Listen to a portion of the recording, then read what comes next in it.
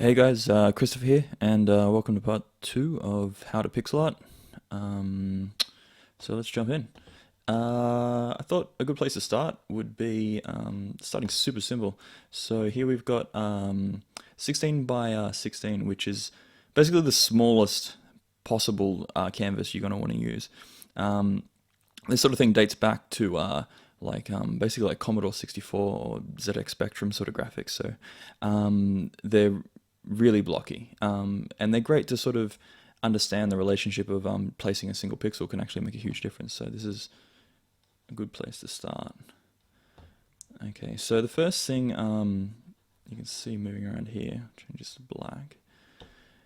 You can see this is actually just 16 pixels by 16 pixels, so there's not actually much room to work with. Now the first thing I like to do is actually come into here. Come in here, get a color about there. Doesn't really matter too much. You just want something which you can draw over the top of. The reason being that drawing over a white canvas will actually change the way you perceive the color. So, and it's kind of intimidating to draw on a white canvas as well. Okay, so I like to usually just sketch something out first. So here,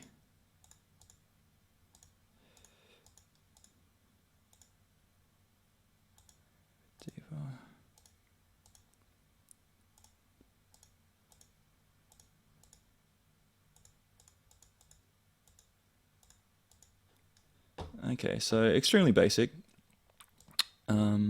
but it's a good starting point. So you start to understand sort of how to do a basic outline. I mean, because you could go in here and you could fill these gaps. It's okay to leave little gaps like that. See how they're not exactly joined? I mean, because if you start going in here and filling in this, it starts to look a little bit too blocked in. I mean, you might prefer that, but yeah, personally I don't. Okay, so we'll go in here and put some color in. Back in the old machines, they actually used to have like a lot of bright colors. I mean, the ZX Spectrum especially had very bright colors, and it was a very limited palette. You can go down that path if you like. If you really want to get into sort of doing the actual legit old school stuff, just go online and look up like C64 palette, and you should be able to find the actual colors that were used.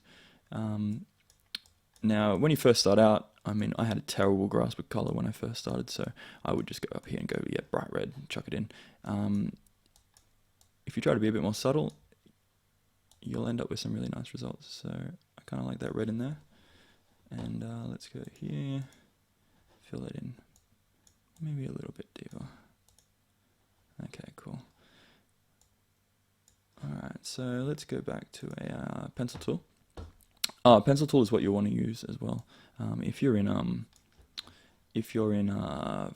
Photoshop, you'll actually need to just go and set it as the pencil, not the brush, because the brush will have some anti-aliasing on it, so you'll end up with these other lighter blocks around it, which is definitely not what you want.